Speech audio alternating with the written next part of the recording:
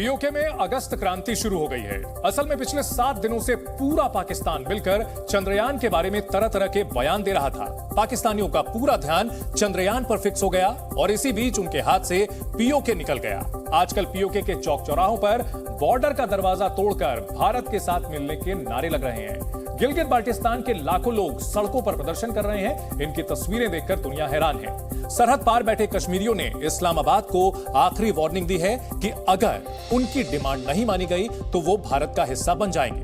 Border का दरवाजा तोड़कर एक होने की आवाज लगाई है और कश्मीरियों की बुलंद आवाज सुनकर सबको पता चल गया कि इस्लामाबाद के हाथ से गिलगित बाल्टिस्तान निकल गया है। पीओके के इस करदू में 5-10 हजार नहीं बल्कि लाखों कश्मीरी सड़कों पर उतर चुके हैं। सबकी जुबान पर इस्लामाबाद में बैठे वजीर आजम के लिए सख्त वार्निंग है। ये प्रदर्शनकारी पाकिस्तान सरकार को जंग छेड़ने की धमकी दे रहे हैं। इन्होंने वार्निंग दी है कि अगर उनकी डिमांड नहीं मानी गई तो वो कारगिल चले जाएंगे, यानी सीधे सीधे भारत के साथ मिलने का प्लान बना लिया है। पीओके के इस करदू में चौक चौराहों पर भीड़ लगातार बढ़ रही है। पाकिस्तान की सरकार इस भीड़ की गिनती भी नहीं कर पा रही। सरहद पार पीओके को लेकर हर घंटे डर बढ़ता जा रहा है और इसकी वजह भी एकदम क्लियर है। भारत के नक्शे पर देखिए, हमारे कारगिल और पीओके में मौजूद स्कर्दू शहर की दूरी करीब 100 किलोमीटर है। यानी अगर पीओके का कश्मीरी ठान ले तो 2023 में ही पूरा कश्मीर भारत का हिस्सा बन सकता है और ऐसा किसी भी वक्त हो सकता है। पाकिस्तान में हिंदुओं पर अत्याचार पहले से हो रहा था। अब पाकिस्तान की बहुसंख्यक सुन्नी आबादी के टारगेट पर वहां के शिया हैं। ह्यूमन राइट्स वॉच की एक रिपोर्ट के मुताबिक 2008 से अब तक गिलगित बाल्टिस्तान में 500 से ज्यादा शिया हजारा समुदाय के लोगों की हत्या की गई है और करीब इतने ही वहां से जान बचाकर भाग चुके हैं। पाकिस्तान के बाकी शहरों में ऐसा करना आसान था, पर पीओके में कश्मीरियों ने इस्लामाबाद सरकार को करारा जवाब दिया है। पीओके की सड़कों पर उतरे जनसैलाब के लिए मुद्दा सिर्फ शिया धर्मगुरु नहीं है। पाकिस्तान ने पिछले 76 सालों से इन पर इतने अत्याचार किए हैं कि अब ये भी पाकिस्तान के कब्जे से निकलकर हिंदुस्तान आने का मन बना चुके हैं। एक तरफ भारत के चंद्रयान 3 मिशन का लैंडर विक्रम और रोवर प्रज्ञान चांद के अनसुलझे रहस्यों से पर्दा उठा रहा है। भारत के पहले solar mission Aditya L1 mission को लॉन्च करने की तैयारी पूरी हो चुकी है। वहीं दूसरी तरफ पाकिस्तानी भारत के चांद सूरज नापने की खबरों से डिप्रेशन में जा रहे हैं। पाकिस्तानी खुलकर अपने हुक्मरानों को कोस रहे हैं और यह बयान सुनकर सेना से लेकर नेताओं के लिए मुंह छिपाना मुश्किल हो रहा है। पाकिस्तानियों को लग रहा है कि भारत सुपर पावर बनने के करीब है और चंद्रयान और सूर्ययान जैसे भारत के मिशन बहुत जल्द उसकी तिजोरी को और ज्यादा भर देंगे।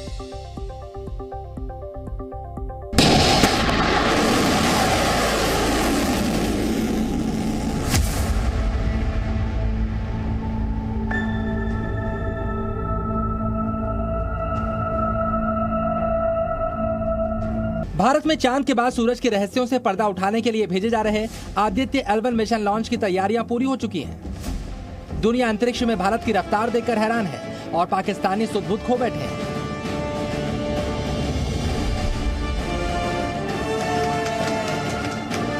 India is on the moon.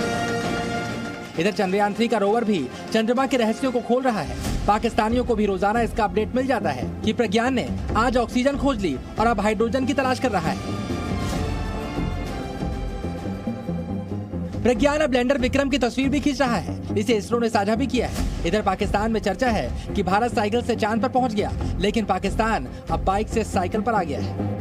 पाकिस्तानियों ने प्रधानमंत्री मोदी की इसरो साइंटिस्टों को नाकामयाबी और कामयाबी दोनों में गले लगाने और पीठ थपथपाने की तस्वीरें देखी हैं और अब पाकिस्तानी अपने मुल्क के बदतर हालातों और लगातार भारत से पिछड़ने की वजह भी बता रहे हैं। पाकिस्तानियों का मानना है कि भारत में इसरो को साइंटिस्ट हेड करते हैं, जबकि पाकिस्तान में सेना चाहे तो होटल चलाने वाले से लेकर अपने किसी भी जनरल को अंतरिक्ष एजेंसी की कमान सौंप सकती है।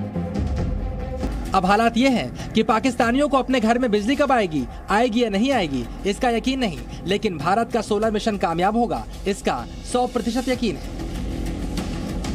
इधर पाकिस्तानियों को लगने लगा है कि भले ही 650 करोड़ में भारत ने चंद्रयान 3 चांद पर भेजा हो, लेकिन अब चंद्रयान 3 से मिली जानकारी भारत को बम्पर कमाई करवाएगी। भारत ने चांद छू लिया, लेकिन पाकिस्तानी अभी भी आटा और चीनी तक अपनी पहुंच को जिंदगी का मकसद मानते हैं। दुखी पाकिस्तानी बताते हैं कि जो मुल्क चीनी आटा पर उलझा है वो चांद के बारे में क्या सोचेगा।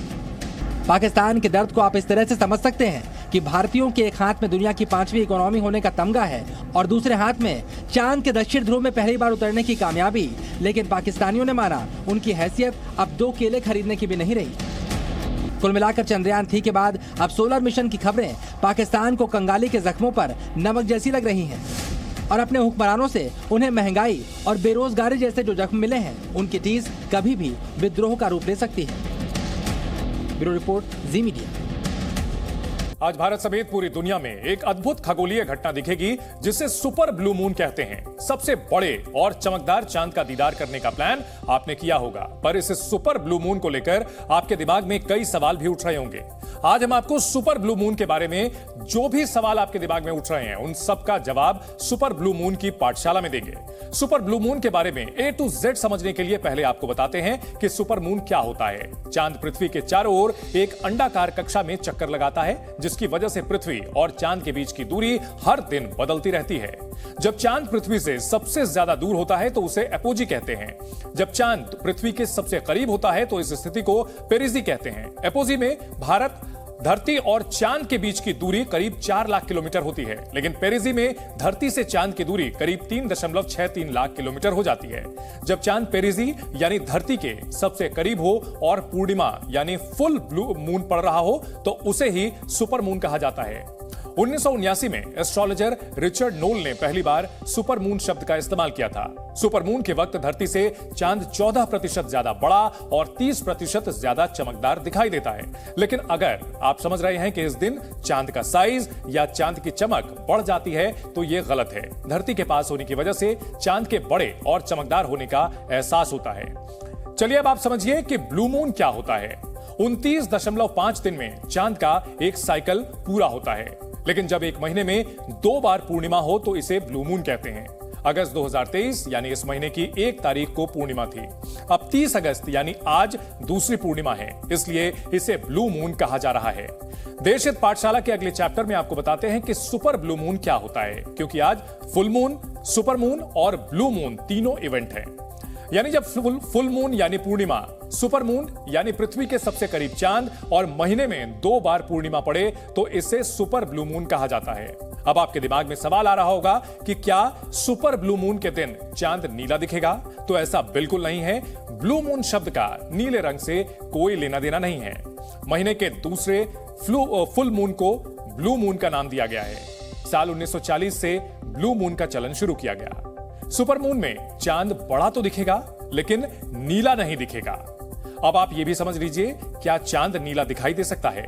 तो इसका जवाब है ऐसा हो सकता है, लेकिन सामान्य रूप से ऐसा नहीं होता। यानी चांद का रंग नीला नहीं होता। ऐसा सिर्फ धरती के वातावरण के बदलने से संभव है। जैसे कहीं ज्वालामुखी फटा हो या किसी वजह से धुएं का ऐसा गुबार बना हो कि धुंध हवा में घुल मिल जाए तो ऐसा संभव है। जैसे इंडोनेशिया में क्राकाटुआ ज्वालामुखी फटा तो उससे निकली राख हवा में 80 किलोमीटर ऊपर तक गई। वहां आसपास के पूरे वातावरण में राख फैल गई और इस राख के एक माइक्रोन से भी छोटे छोटे पार्टिकल्स फिल्टर की तरह काम करने लगे। इस वजह से साल 1883 में इंडोनेशिया में चांद नीला दिखाई दे रहा था। कुछ ऐसा ही 1983 में हुआ था जब मेक्सिको में अल सियोन ज्वालामुखी में विस्फोट हुआ था। आप भी जरूर सुपर ब्लू मून देखने की तैयारी कर रहे होंगे, तो इसका सही वक्त भी आप जान लीजिए। सूर्यास्त के फौरन बाद सुपर ब्लू मून देखने का सबसे अच्छा वक्त होता है। यानी सूर्यास्त के ठीक बाद आप सबसे सुंदर सुपर ब्लू मून देख सकते हैं। दिल्ली की बात करें तो आज 6:46 पर सूर्यास्त होगा। यानी देश हित खत्म होने के बाद आप भी अपने घर से बाहर निकलकर सुपर फुल मून देख सकते हैं। चलिए अब आपको पाकिस्तान में जंगल राज लाइव की तस्वीरें दिखाते हैं। आतंकवाद, लॉ एंड ऑर्डर की कमी, अल्पसंख्यकों के साथ अत्याचार जैसा जंगल राज पाकिस्तान में आम है। लेकिन आज हम आपको एक ऐसी तस्वीर दिखाएंगे जिसमें जंगल का राज राजा कहा जाने वाला शेर पाकिस्तान के कराची की सड़क में खुला घूमता नजर आया। कराची की सड़क पर शेर को खुला घूमता देख वहां पर कर्फ्यू जैसा माहौल हो गया। हैरान करने वाली बात यह है कि यह शेर जंगल से रास्ता भटककर कराची नहीं आया, बल्कि ये शेर कराची में एक शख्स ने पाल रखा था। इस शेर ने रास्ते में कुछ लोगों पर हमला भी किया। पूरे पाकिस्तान में कराची की सड़क पर शेर घूमने की खबर के बाद अलग अलग रिएक्शंस आ रहे हैं। भारत में दुनिया के सबसे शक्तिशाली देशों के राष्ट्राध्यक्ष आने वाले हैं। उनकी अगवानी में भारत भी कोई कोर कसर नहीं छोड़ रहा। हम आपको बताते हैं भारत आने वाले राष्ट्राध्यक्षों के लिए क्या खाना परोसा जाएगा। G20 मेहमानों के लिए भारत में सिर्फ वेजिटेरियन खाना परोसा जाएगा। यहां आने वाले मेहमानों को नॉनवेज खाना नहीं दिया जाएगा, चाहे वो शी जिनपिंग हो या फिर जो बाइडेन। सभी राष्ट्राध्यक्षों को इंडियन वेज फूड ही खाना होगा। भारत के अलावा अलग अलग राज्यों के जो प्रसिद्ध पकवान हैं, देश के अलग अलग राज्यों से वो मेहमानों को परोसे जाएंगे। इतने बड़े आयोजन में पहली बार नॉनवेज खाने से परहेज किया गया है। भारत में आईटीसी को व्यंजन तैयार करने का जिम्मा दिया गया है। इसके अलावा सभी नेता प्रगति मैदान में पौधारोपण भी करेंगे। दुनिया भर के नेता राजघाट में महात्मा गांधी को श्रद्धांजलि भी देने जाएंगे।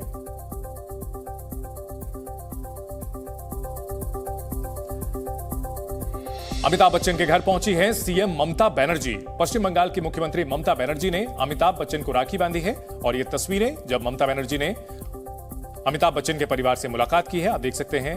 पहले जया बच्चन, ऐश्वर्या राय बच्चन, अभिषेक बच्चन और उसके बाद बेटी आराध्या से मुलाकात की है ममता बनर्जी ने। INDIA की बैठक में हिस्सा लेने के लिए ममता बनर्जी पहुंची है मुंबई और इस दौरान अमिताभ बच्चन के बुलावे पर वे उनके घर पहुंची है और उन्हें राखी भी बांधी है। सदी के महानायक अमिताभ बच्चन और अमिताभ बच्चन की पत्नी जया बच्चन बंगाली हैं और उनके काफी अच्छे संबंध हैं ममता बनर्जी के साथ में। और ममता बनर्जी यहां पर मिलने के लिए पहुंची है अमिताभ बच्चन के घर। पूरे परिवार से उन्होंने मुलाकात की है। तो राजनीतिक कार्यक्रम से इतर यह पारिवारिक कार्यक्रम की तस्वीर। पश्चिम बंगाल की मुख्यमंत्री ममता बनर्जी अमिताभ बच्चन के घर पहुंची और उनके परिवार से मुलाकात की। अमिताभ बच्चन को राखी भी बांधी है सीएम ममता बनर्जी ने। पाकिस्तान सीमा के नजदीक भारतीय सेना ने आज अपना दम दिखाया। स्वदेशी हथियारों से सेना ने अभ्यास किया और दुनिया को आत्मनिर्भर भारत की ताकत दिखाई। नए भारत की नई तस्वीर। सीमा पार बैठे दुश्मनों के दिल में कैसे दहशत बन गई, कैसे जमीन से आसमान तक इंडियन आर्मी अलर्ट है और कैसे दुनिया भारत के वेपन्स की मुरीद हो रही है। इसी पर देखिए पोखरण से हमारी स्पेशल ग्राउंड रिपोर्ट।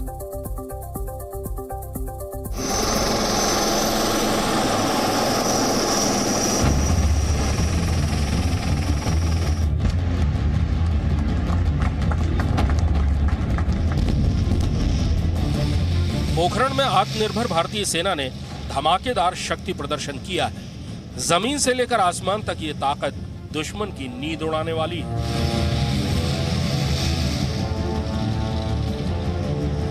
भारतीय सेना की ये खतरनाक और ताकतवर हथियार दुश्मन का चैन छीनने वाले ही नहीं, बल्कि दुनिया को रक्षा के क्षेत्र में आत्मनिर्भर भारत का एहसास कराने का सबूत भी है। पोखरण में भारतीय सेना के रुद्र हेलीकॉप्टर और हवाई ताकत ने सीमा पार बैठे दुश्मनों में दहशत जरूर पैदा की होगी। आर्टिलरी ने ताबड़तोड़ फायरिंग करके देश में ही बने हथियारों की लंबी रेंज दिखाई है। सेना की ये प्रैक्टिस नए भारत की वो पहचान है जिसे देखकर दुश्मन ही नहीं बल्कि दुनिया के ताकतवर और हथियारों के बड़े बड़े उत्पादक मुल्क भी हैरान है। इस समय भारत के कई ऐसे हथियार या प्लेटफॉर्म्स हैं जो देश की सेनाएं इस्तेमाल कर रही हैं और उन सभी प्लेटफॉर्म्स की विदेशों में काफी ज्यादा मांग भी है। भारत को अपना पहला बड़ा एक्सपोर्ट ऑर्डर फिलीपींस से मिला जब ब्रह्मोस मिसाइल को फिलीपींस ने खरीदा। ब्रह्मोस मिसाइल के बाद भारत ने पिनाका रॉकेट लॉन्चर को आर्मेनिया को बेचा। दुनिया में बहुत सारे देश हैं जिन्होंने दिलचस्पी भारत के कई प्रोडक्ट्स में दिखाई है।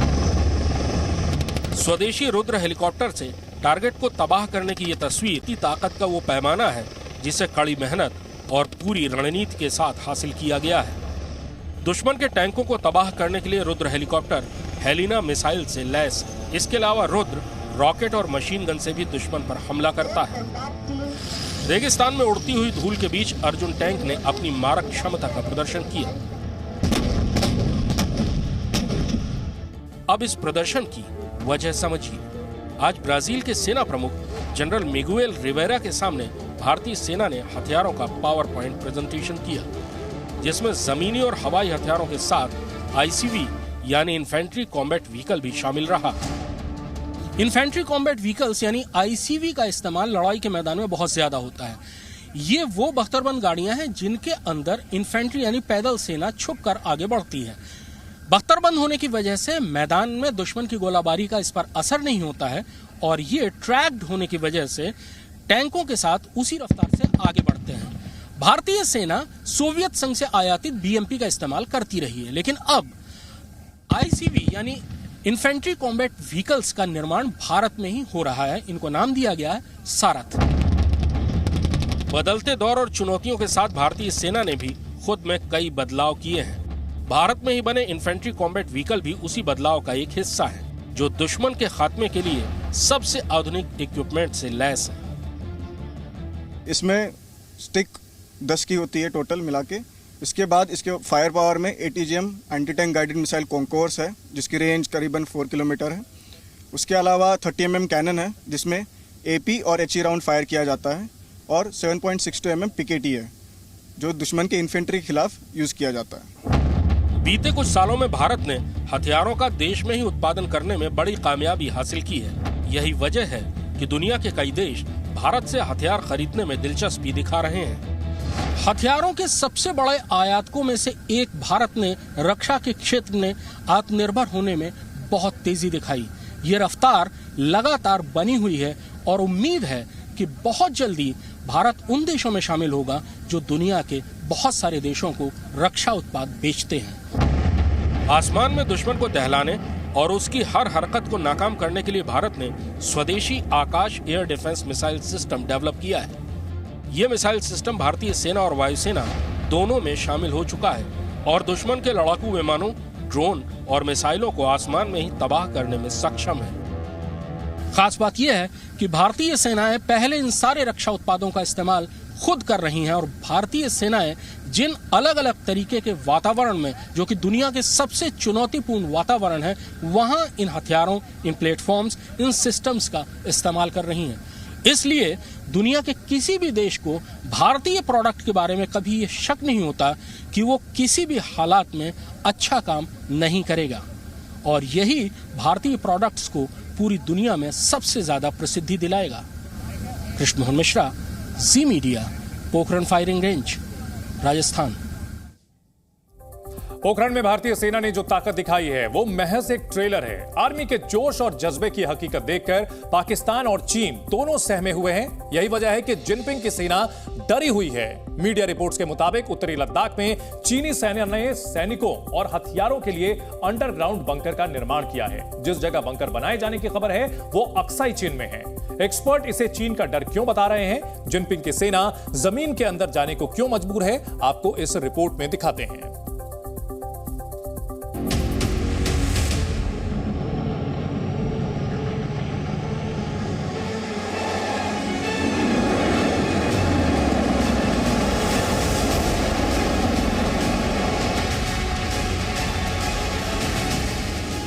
सोलह 16,000 फीट की ऊंचाई पर भारतीय सेना के टैंकों की गूंज बीजिंग तक जा रही है। इसी साल जुलाई की शुरुआत में इंडियन आर्मी ने लद्दाख की फॉरवर्ड पोस्ट पर युद्धाभ्यास किया था। लद्दाख के रेतीले मैदान में भारतीय सेना के T-90 Bhishma tank, T-72 tank और BMP बख्तरबंद वाहनों की गरज से चीन खौफ में है। ऐसे मिलिट्री एक्सरसाइज से यह मैसेज भी दिया गया कि भारतीय फौज LAC पर चीन को मुंहतोड़ जवाब देने के लिए पूरी तरह से तैयार है। भारत की आक्रामक तैयारी जिनपिंग और चीन की सेना का सबसे बड़ा सिरदर्द है। LAC पर भारतीय सेना के मूवमेंट और तैयारी से घबराए चीन नए नए हथकंडे तलाश रहा है। इंडियन आर्मी और इंडियन फोर्स की मुस्तैदी का खौफ बीजिंग तक महसूस किया जा सकता है। चीन घबराहट में है और शी जिनपिंग की सेना बचाव के नए नए तरीके तलाश रही है। 2020 में गलवान घाटी के संघर्ष के बाद से ही LAC पर भारतीय सेना की मुस्तैदी में इजाफा हुआ। चीन की हर चाल को उसी की भाषा में जवाब दिया जा रहा है। यही वजह है LAC पर चीन के हाथ पांव फूल चुके हैं। सीमा पर भारतीय सेना पूरी तरह से डिप्लॉयड है, तैयार है। हर तरह के चीन की किसी भी मिसएडवेंचर का सामना करने के लिए भारत की सेना पूरे सजग है। हमारे पूरे हथियार तैयार हैं, सेनाएं डिप्लॉयड हैं, एक्सरसाइज हो रही हैं, जॉइंट एक्सरसाइज की जाती है एयरफोर्स के साथ, सेना के साथ। भारतीय सेना की तैयारी कैसी है उसकी वानगी LAC पर बढ़ी इस हलचल से समझिए। पूर्वी लद्दाख में एयर डिफेंस सिस्टम QRSAM तैनात है। Fighter jet Sukhoi 30 MKI, Jaguar, Mirage 2000 समेत रफाल भी बराबर LAC पर गश्त करते हैं। रफाल ने अकेले ही अंबाला एयरबेस से लद्दाख का मोर्चा और हासिमारा एयरबेस से नॉर्थ ईस्ट की सीमाओं को कवर किया हुआ है। लड़ाकू हेलीकॉप्टर अपाचे का साथ देने के लिए स्वदेशी प्रचंड हेलीकॉप्टर भी तैनात है। भारतीय सेना के सबसे मजबूत T-90, T-72 और अर्जुन टैंक भी सीमा पर शत्रु की टेंशन बढ़ा रहे हैं। दूर तक अटैक करने वाली लाइटवेट होवित्जर, M777 और बोफोर्स तोप फिर सीमा पर निशाना साध कर तैयार है। चीन के विस्तारवादी और धोखेबाजी से पूरी दुनिया वाकिफ है, मगर अब भारतीय सेना जिस तरीके से रणनीति बना रही है, LAC पर चीन की कोई भी हरकत काम नहीं आ रही है। इसीलिए चीन की सेना सेफ जोन की तलाश में है। जिस तरीके से LAC के नज़दीक चीनी सेना की तरफ से नए नए निर्माण काम किए जा रहे हैं, चीनी सेना के इसी डर की कहानी को ये बयां कर रहे हैं। भारत चीन का सीमा विवाद पुराना है, लेकिन 2020 के बाद रिश्तों में तल्खी ज्यादा ही बढ़ी है। भारतीय सेना के आगे चीन अपनी हेकड़ी दिखाने की कोशिश में नाकाम हुआ है। इसीलिए LAC ही नहीं बल्कि बीजिंग में भी बेचैनी है। भारतीय सेना के साथ सरकार ने भी चीन को चित करने के लिए पूरा प्लान तैयार किया है। BRO यानी बॉर्डर रोड ऑर्गेनाइजेशन का बजट 4000 करोड़ से बढ़ाकर मोदी सरकार में 14000 करोड़ कर दिया गया। कम वक्त में सेना मोर्चे तक पहुंचे, इसके लिए सड़क, पुल और सुरंगें बनाने का काम तेजी से किया जा रहा है। भारत ने सीमा पर अपनी तैयारी पूरी की हुई है। वहां पर चाहे वो T-90 टैंक हो, ब्रह्मोस हो, अपाचे हेलीकॉप्टर हो, AD गन्स हो, इन्फेंट्री हो, हर तरह से ट्रेनिंग चल रही है। टैंकों की नदी की क्रॉसिंग की प्रैक्टिस हो रही है और वहां पर हर तरह का रिहर्सल्स हो रहे हैं ताकि हर मौसम में हम लोग तैयार हैं, चाहे वो गर्मी हो, बरसात हो, सर्दी हो। दिल्ली से लेकर लद्दाख तक हर मोर्चे पर भारत की तैयारी पूरी है। रणनीतिक और कूटनीतिक तौर पर भी चीन को घेरने के लिए कोई कसर नहीं छोड़ी जा रही। यही वजह है चीन छटपटा रहा है और उसकी हरकतों में दहशत साफ दिखाई पड़ रही है। मनीष शुक्ला के साथ ब्यूरो रिपोर्ट, जी मीडिया। मशहूर आर्ट डायरेक्टर नितिन देसाई की आत्महत्या मामले में लगातार दूसरे हफ्ते भी जी न्यूज की मुहिम जारी है। हमारी कोशिश है कि जो नितिन देसाई के साथ हुआ वो दोबारा किसी और के साथ ना हो। नितिन देसाई के परिवार ने फाइनेंस कंपनी एडलवाइस और उनके अधिकारियों पर कई अधिकारियों पर आरोप लगाए। जी न्यूज ने एडलवाइस से भी उनका पक्ष जानने की कोशिश की। पहले एडलवाइस ने 2 दिन पुराना प्रेस रिलीज भेज दिया था और अब जी न्यूज पर खबर चलने के बाद उन्होंने लीगल नोटिस के जरिए अपना पक्ष भेजा है। जी न्यूज हर एक खबर के दोनों पक्ष दिखाता है। नितिन देसाई मामले में भी हम उनके परिवार का और फाइनेंस कंपनी एडलवाइस दोनों का जवाब आपके सामने रख रहे हैं ताकि आप इस केस को पूरी तरह समझ सकें।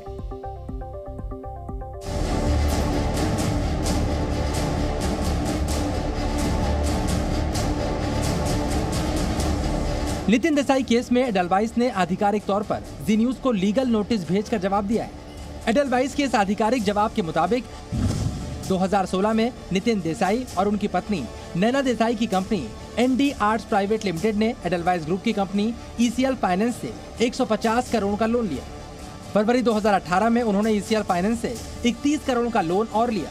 सितंबर 2018 से कर्ज के ब्याज के भुगतान में देरी होने लगी। मई 2019 में लोन के भुगतान में ND arts world private limited को आसानी हो, इसलिए ECL फाइनेंस ने लोन की सिक्योरिटी के तौर पर रखी गई एक व्यावसायिक प्रॉपर्टी को बेचने की मंजूरी ND arts world private limited को दी। इस प्रॉपर्टी को बेचकर ND arts world private limited ने बकाया ब्याज चुकाया और दिसंबर 2019 में 12.5 करोड़ का मूलधन ECL फाइनेंस को वापस किया। दिसंबर 2019 के बाद से ND arts world private limited ने एक भी रुपया ब्याज या फिर मूलधन के तौर पर नहीं चुकाया। दिसंबर 2020 में ECL फाइनेंस ने सामान्य व्यावसायिक प्रक्रिया के तहत ये लोन अकाउंट CMF ARC को असाइन कर दिया।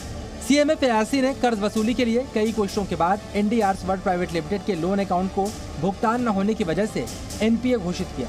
दिसंबर 2022 में ECL फाइनेंस ने एक नीलामी में CMF ARC 6 डेब्ट एसेट्स का पोर्टफोलियो खरीदा, जिसमें एक ND arts world private limited का लोन अकाउंट भी था। 25 जुलाई 2030 के करीब NCLT ने ND arts world private limited मामले में CMF ARC की याचिका एडमिट की, जो अब ECL फाइनेंस को असाइन हो चुकी है। NCLT ने एक इंटरिम रिजोल्यूशन प्रोफेशनल भी नियुक्त किया। कानून के मुताबिक मामले के निपटारे तक कंपनी का मैनेजमेंट इंटरिम रिजोल्यूशन प्रोफेशनल के हाथ में रहता है। NCLT के आदेश के खिलाफ ND arts world private limited की याचिका अपीलेट ट्राइब्यूनल ने 1 अगस्त को खारिज कर दी। 2 अगस्त 2023 को नितिन देसाई ने आत्महत्या कर ली। 4 अगस्त 2023 को नैना देसाई, जो इस मामले में को गारंटर हैं, के उत्पीड़न के झूठे आरोपों के आधार पर एडेलवाइस ग्रुप के वरिष्ठ अधिकारियों के खिलाफ एफआईआर दर्ज कर ली गई। इस एफआईआर को एडेलवाइस के अधिकारियों ने बॉम्बे हाई कोर्ट में चुनौती दी है। एडेलवाइस ग्रुप का मानना है कि उसने या उनके अधिकारियों ने कुछ भी गलत नहीं किया। दूसरे कर्जदाताओं की तरह उनके पास भी अपने कर्ज की वसूली के लिए हर कानूनी जरिया अपनाने का पूरा अधिकार है और कानूनी विकल्पों के इस्तेमाल को उत्पीड़न, गलत या आत्महत्या के लिए प्रेरित करना नहीं माना जा सकता। हालांकि नितिन देसाई का परिवार इस मामले में फाइनेंस कंपनी एडेलवाइस और उसके अधिकारियों पर आरोप लगा रहा है। उन्हें लगता है कि एडेलवाइस की वजह से नितिन ने 2 अगस्त को आत्महत्या की और अब ये कंपनी एनडी स्टूडियो पर कब्जे की कोशिश कर रही है। जो एक मीटिंग बुलाई गई थी अभी बीच में 25 तारीख को, जिसमें जितेंद्र कोठारी, वो शख्स जो इस पूरे मामले में आरोपी भी है, क्या उस मीटिंग में बातचीत हुई? आपके लोगों की तरफ से कौन उसमें रिप्रेजेंट कर रहा था? आप हमारे तरफ से रिप्रेजेंटेटिव बोलेगा तो हमारे अकाउंट डिपार्टमेंट, जो कि अकाउंट्स डिपार्टमेंट के बारे में ही ये मीटिंग थी, तो हमारे अकाउंट डिपार्टमेंट के ही 2 आदमी उधर वो अटेंड कर रहे थे। एक चीज़ समझना चाहेंगे कि इस पूरे मामले का आरोपी जितेंद्र कोठारी, वो उस मीटिंग को बुलाता है, उस मीटिंग में बैठता है, इसको लेकर आपकी क्या प्रतिक्रिया है? अभी तक गिरफ्तारी नहीं हुई है, पुलिस जांच कर रही है और दूसरी तरफ मीटिंग बुलाई जा रही है। ये समझना चाहते हैं कि परिवार क्या सोचता है इस पर। अभी देखो, कोठारी एक कौन सा आरपीएफ का आदमी था, बराबर कंपनी ने अपॉइंट किया था वो आदमी। अगर उसने वो फर्स्ट टाइम जब भी नितिन जी से बात हो गई थी उसके ऊपर उसको ऐसा टॉर्चर कर रहा था, मैं आता हूँ, मैं मेरा ये करके दैट मीन सिक्योरिटी लेके आता हूँ, ये करता हूँ, वो करता हूँ, इस हिसाब से किए वो बात करता था। तभी जब भी ये उसने इतना हैरेसमेंट कर दिया था, तभी वो रिक्वेस्ट कर रहे थे नितिन जी, अरे हम लोग को थोड़ा अवधि तो दे दो। उसके अगेंस्ट उन्होंने दिल्ली में केस भी फाइल किया था, मगर वो केस फाइल नहीं हो गया उधर, उससे वो केस उधर लिया ही नहीं उधर। तो वो उसमें वो फ्रस्ट्रेट होके आ गए थे दिल्ली से। और मैं बोलता हूँ उसके वजह से उसने जो टॉर्चर किया था उसने जितेंद्र कोठारी ने, उसके ऊपर से हम लोग उसके ऊपर वो भी ये उसके लिए ये है ना, कारणीभूत है ना कि ये उसने भी ये वजह बन गया। हाँ, वजह बन गई थी कि फिर भी ये आदमी इसके ऊपर एफआईआर होते हुए भी ये कॉन्फ्रेंस मीटिंग कैसा ले सकता है? मशहूर आर्ट डायरेक्टर नितिन देसाई की खबर बाकी न्यूज़पेपर और टीवी न्यूज चैनल्स भी भुला चुके हैं। हालांकि नितिन देसाई के परिवार को इंसाफ मिलने तक जी न्यूज की मुहिम जारी रहेगी। अश्विन पांडे, जी मीडिया, मुंबई। जी मीडिया संवाददाता अश्विन पांडे हमारे साथ जुड़ चुके हैं। अश्विन, नितिन देसाई के परिवार को इंसाफ दिलाने की मुहिम जी न्यूज ने शुरू की, मिला है नोटिस, क्या है ये पूरा मामला? जी देखिए, जाहिर है कि जब आप कोई मुद्दे को उठाते हैं और किसी की गलतियों को बताते हैं, वो भी गलतियां और जो आरोप है वो सीधा हमारा नहीं है, परिवार का है।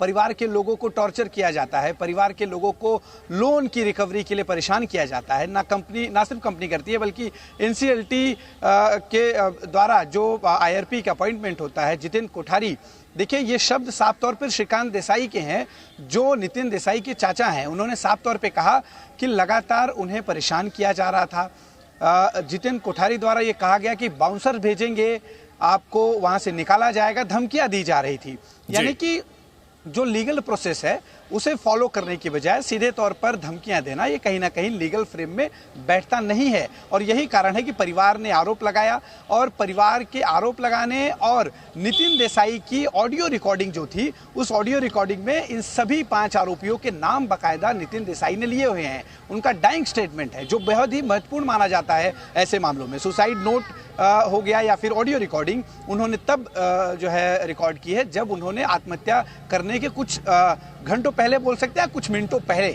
और बाकायदा वो रिकॉर्डिंग उन्होंने अपने जो है केयरटेकर को दिया और उसे वकील के जरिए जो है आगे बढ़ाने के लिए कहा। एफआईआर दर्ज हुई इन लोगों के खिलाफ, लेकिन अभी तक इनकी गिरफ्तारी नहीं हुई है। इन्होंने एक तरह से हाई कोर्ट से भी राहत मांगी, लेकिन हाई कोर्ट ने भी इन्हें राहत नहीं दी। इसके बावजूद भी पुलिस कोई एक्शन नहीं ले रही है और यही कारण है कि परिवार निराश है, परिवार नाराज है कि आखिरकार इतना सब कुछ होने के बाद भी एक कीमती जिंदगी उनके परिवार की जाने के बाद भी, सारा सबूत सामने होने के बाद भी, हाई कोर्ट से राहत नहीं मिलने के बाद भी आखिरकार आरोपी की गिरफ्तारी क्यों नहीं हो रही है। और यही चीज हम दिखा रहे हैं और शायद यही बात एडलवाइस को चुभ रही है और वो नोटिस के जरिए वो चाहते हैं कि ये खबर रुके, ये खबर दबे, उसे झूठा बताने की कोशिश कर रहे हैं। लेकिन हम आपको बता दें कि हमारे पास सारे वो डॉक्यूमेंट्स हैं, एफआईआर की कॉपी है, परिवार का स्टेटमेंट में है जिसमें साफ तौर पे परिवार आरोप लगा रहा है। एफआईआर में सब कुछ परिवार के लोगों ने बताया है। हम वो दिखा रहे हैं और तब तक दिखाएंगे जब तक इस पर एक्शन नहीं होता। और जैसा कि हम लगातार इस बात को कह भी रहे हैं कि बाकी और मीडिया हाउसेस